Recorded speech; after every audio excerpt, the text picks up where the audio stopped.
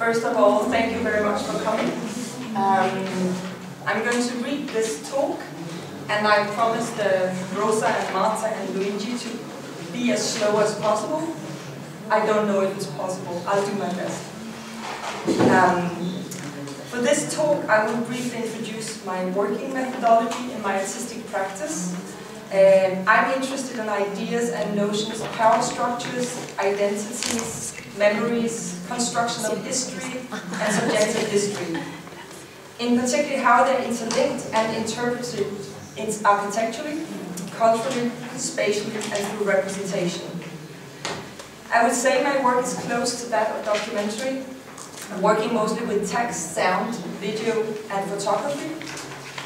The starting point of most of my projects is interviews and archival material in an attempt to give equal importance to both official documents and personal stories.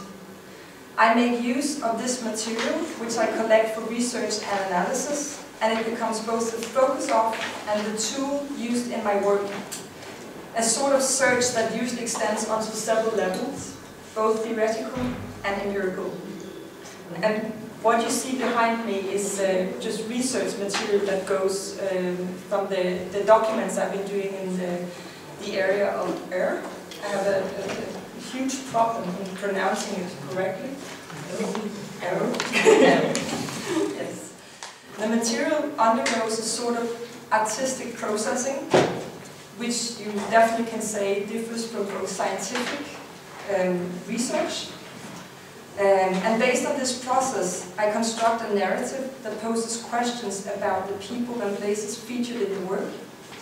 It allows me to shift the emphasis and to create an alternate version of history that differs from stories concerning the main protagonist of written history, focusing instead on the memories of ordinary people. These narratives are then again pitched against historical events, which have been written into official history as an attempt to fill in gaps in the construction of our image of a specific period or historical event, and to supplement it with aspects of daily life. The artistic process is to me a long-term commitment to people and places, in order to be able to listen carefully to their personal narratives, to get a larger understanding of a specific historical and cultural background, which is not necessarily stemming from my own cultural background and experiences, before making a visual and textual interpretation. The development in the relationship and the exchange of ideas and stories often become a bearing element in the finished work, and it's important to me that the participants in the projects feel heard and mutually gain new knowledge or experiences from the project.